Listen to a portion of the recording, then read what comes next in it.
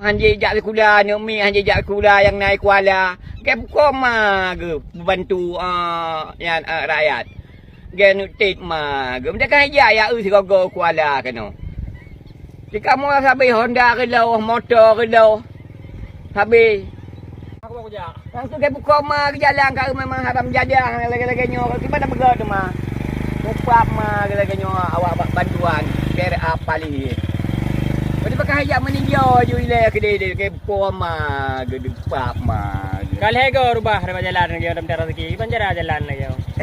Yang ke Ya, ada orang bergahli dengan jalan ke. Bajar rencana apa bukan? Nam pom.